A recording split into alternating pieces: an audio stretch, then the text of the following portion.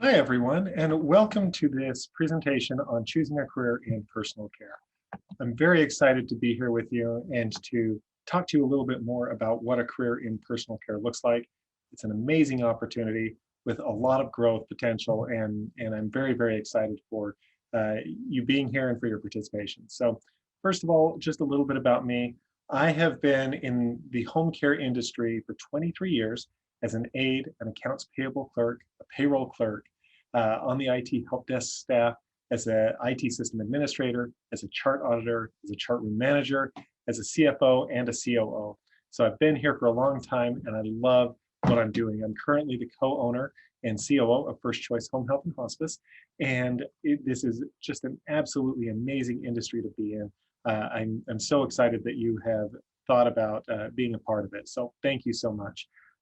Today, we're just going to talk a little bit about what is home care, what are the types of home care. So there's three different types: personal care, home health, and hospice.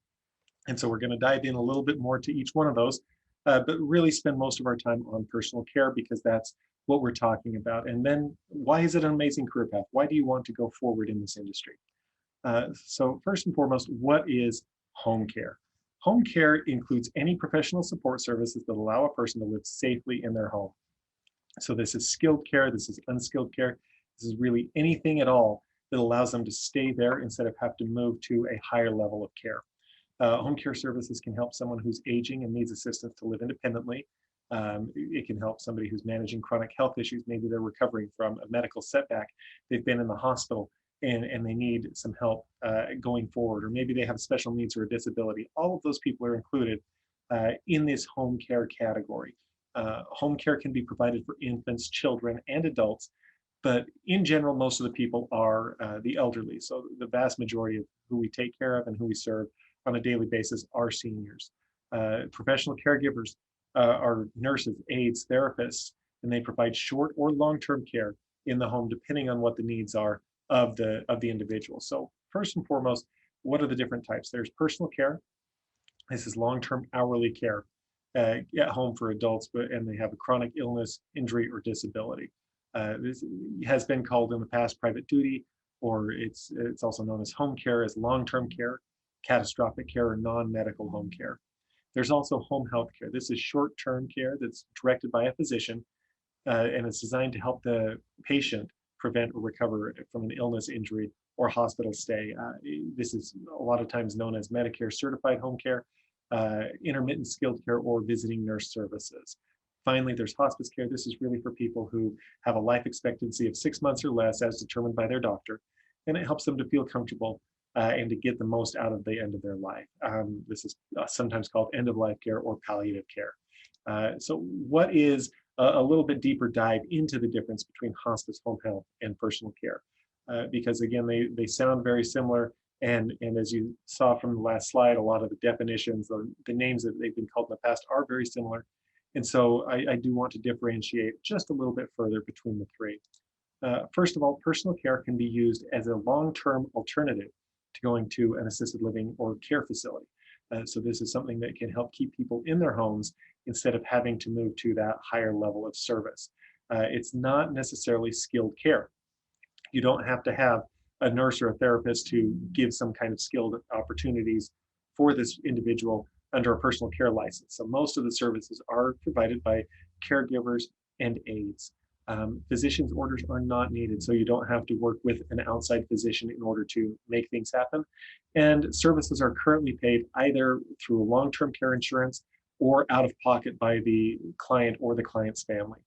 Those are the two most prevalent methods. There are other opportunities sometimes under Medicaid, and that is primarily in other states. But for the most part, really, personal care is a relationship with you and the family of the person that you're taking care of, or the person you're taking care of themselves.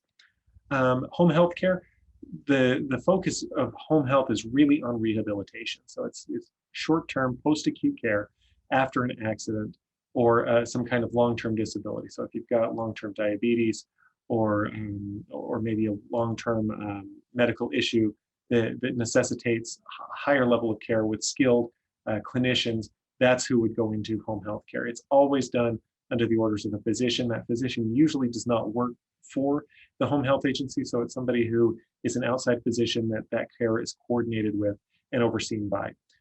There has to be a skilled need, so you have to have a nurse or therapist in there in addition to having an aide in there.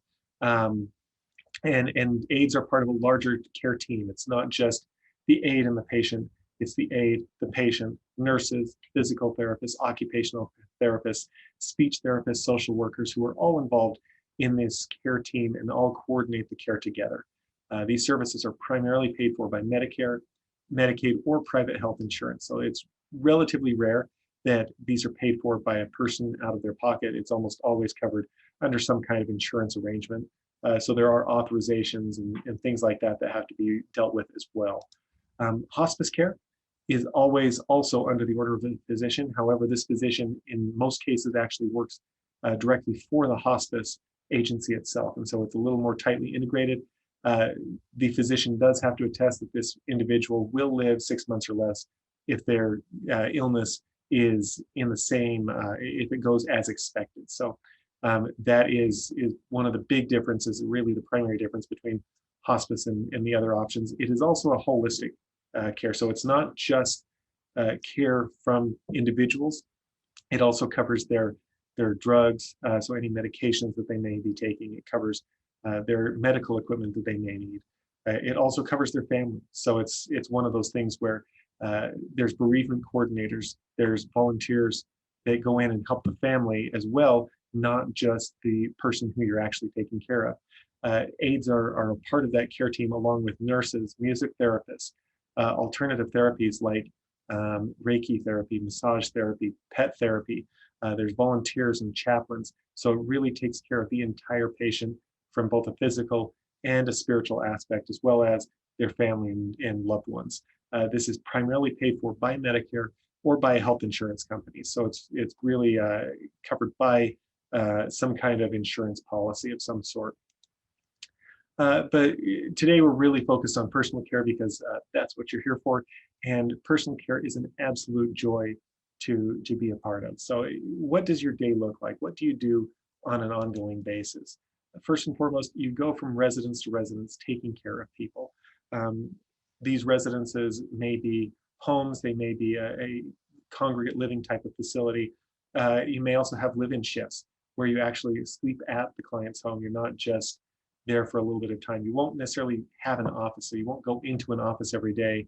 You will have defined times, though, that you'll work with your clients, and that will be something that you work between you, your agency, and the client themselves to determine when those hours would be. You can be flexible with your time. If you can only work mornings, if you can only work afternoons, maybe just nights, or if you need some kind of gap in your day, maybe you've got school or you've got family or friends that you need to take care of or help, you can work with your employer to make a customized schedule so that you can have that time open and available. And most home care aides in private duty home care work between 1 and 6 clients per day. So you may just be doing one if you're doing a live-in shift, and maybe you're staying there overnight or you're staying there during the day for 8 hours. You may have multiple people for a period of time, and you'll see them, or you may mix and match. You may have somebody who's longer and shorter. So it can be very different and very variable in that way. One of the aides that we've talked with and asked to just give you a look in what her day looks like has a few words to share with you. I think that I've helped people that haven't been able to help themselves, and being able to just get up and go out for a walk is something that we take for granted. When some people can't, they have to have someone help them to be able to do that. So I think that just something that simple has made a difference. So what do you do on a visit? Because, you hear you're going to go in and work with people, but what does that actually mean? It means individual care in their residence, so in their home, their assisted living facility. You can even go into a hospital or a rehabilitation facility if they're sick or injured and need your assistance there. You can definitely go into those locations too. It also can involve errands or care in the community. So you can go out with the client and do fun things with them. They may want to go to a gym, or they may want to go rehabilitate, and you can go there. They may want you to just come with them and enjoy a walk or an opportunity to get out and see the sun. It may also be respite care. The families of these individuals often can get burned out and can feel like they just need a break, and that's what respite care is for. And so that would be something that you would help to provide to them as a service. It's companionship. It's sitting with these clients and talking with them and getting to know them and becoming their friend, and just really getting integrated into their life. It may also be post-surgical care or sitting services to help calm them and make sure that they don't fall when they're in a hospital or unfamiliar location, where they don't pull tubes out if they are bound down by medical devices and things like that. They can have visits that last anywhere from an hour, and it can be round the clock. So they could have 3 round the clock shifts, depending on who it is. You may even have a longer than 8-hour shift. And that would be something that you'd work with your agency on. These needs are very, very different. So, again, it's one of those things where you can't just say you're going to go in, you're going to knock these 5 things out, and you're going to go forward. Their needs vary considerably, and so therefore your activities can too. You may help them with activities of daily living like bathing, dressing, cooking, and feeding. It's companionship. It could be reading with them, watching movies, organizing photo albums, recording their life story, doing some of their hobbies, going on field trips with them. It may be getting them from point A to point B and transporting them. It could be doing housekeeping or laundry. It may be going out to the store for them and getting some things, shopping for them, or doing other errands. It could also be private duty nursing and supervision. There's a lot of different opportunities, a lot of different ways that your day can look. So that's there's so much to do and have as a part of your visit. And so I wanted to show you just a little bit about what one of these aides has done on some of her visits. Go. Okay. Hey. Bye. One, Bye two. bye. The leg. 3, 4, and 5.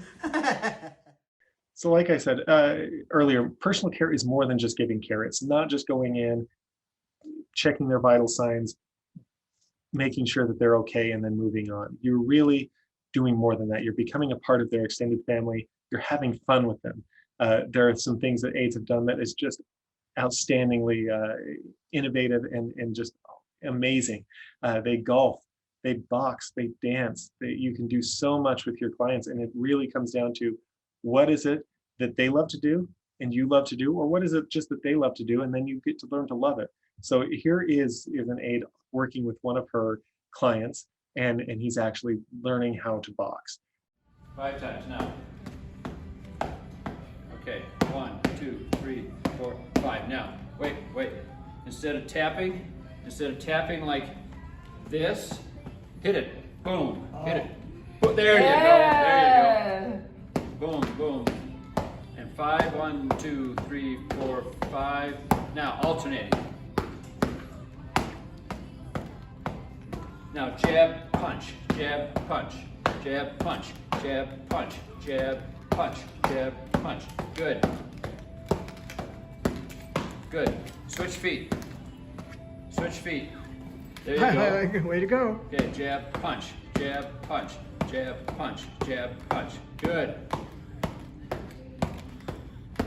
Good hits. Okay, good. So what does a day in the life of a personal care aide look like? First and foremost, let's look at, because it's so different, let's look at a couple of different options. So Sandy, she starts her day at 9 a.m. and she has chosen her schedule. And so she says, you know what, 9 to 10 a.m., I'm going to take my client to boxing class. And sometimes maybe he doesn't want to box, and so let's go golfing instead. From 11 to 12 p.m., she checks on a client and goes and makes them lunch.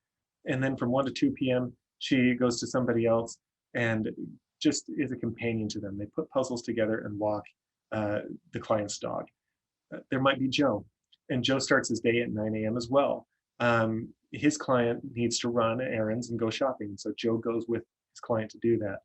from 11 to 12 p.m., the same client requests lunch and says, you know what, I really want pizza. But sometimes maybe they don't want pizza. Maybe he wants to go fishing, and so they go fishing together. And then from 3 to 5 p.m., Joe goes to another client who needs a well check and makes dinner for them. So he goes and does that. Another option, Sue, she starts her day at 10 p.m. and her client needs somebody there during the night to make sure that they're okay. So Sue stays with them from 10 p.m. to 6 a.m. and just makes sure that her client doesn't fall when she gets out of bed. And that's it. So there's a lot of different options, a lot of different ways that you can personalize this and that you can have variety in what you do. It's a great opportunity for those kind of people. This aide says, I wake up in the morning looking forward to going to work because I love my job in the personal care industry. Every day I get to learn new things and meet people that I can put a smile on their faces or bring a ray of sunshine to them. That is so true. So many of our aides are able to do these wonderful things, learn new things, and meet great people. And you know, they have a lot of fun. Here's an aide who is actually dancing with her client. So I'd like to show this to you now.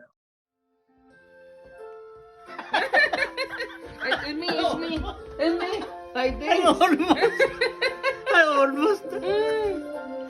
Do you?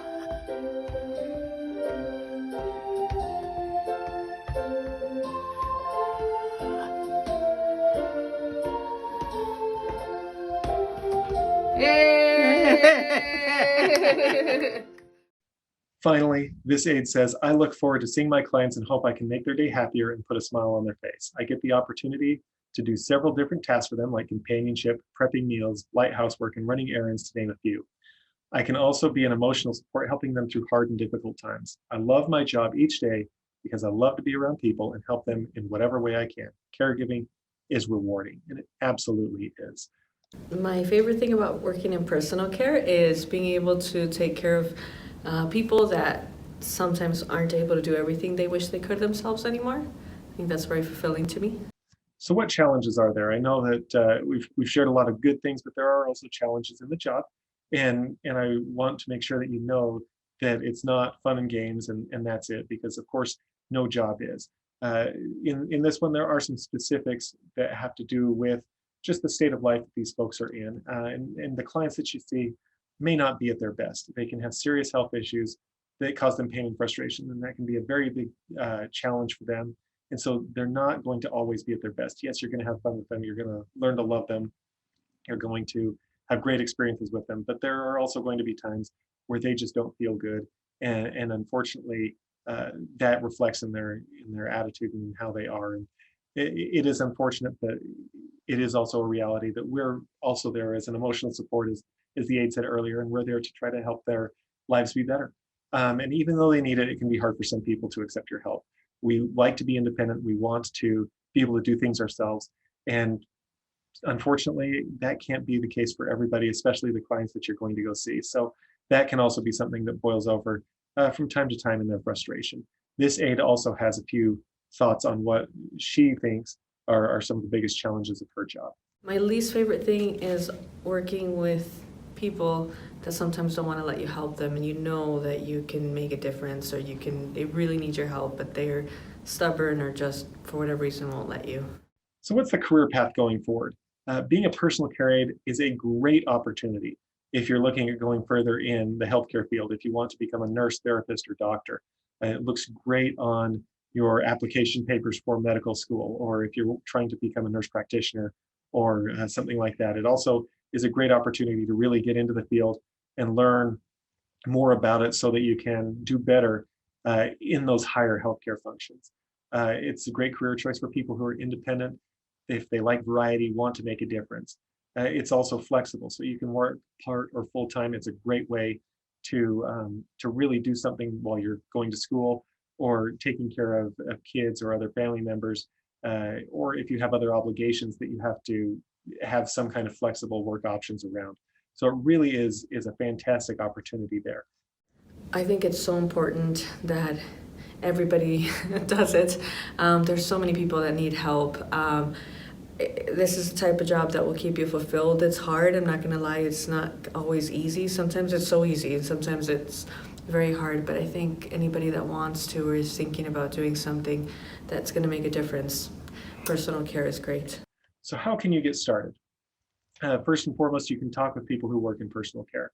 There's a lot of us out here, and we'd love to share more about this and show you how you can get involved in the industry. You can ask about mentorship programs. A lot of agencies have mentorship programs and allow you to work with them. Also volunteers. We're always looking for volunteers and people who want to go in and make people's lives a little bit better. So thank you so much. Really looking forward to working with you in this industry, and appreciate your time. Thank you again. Bye.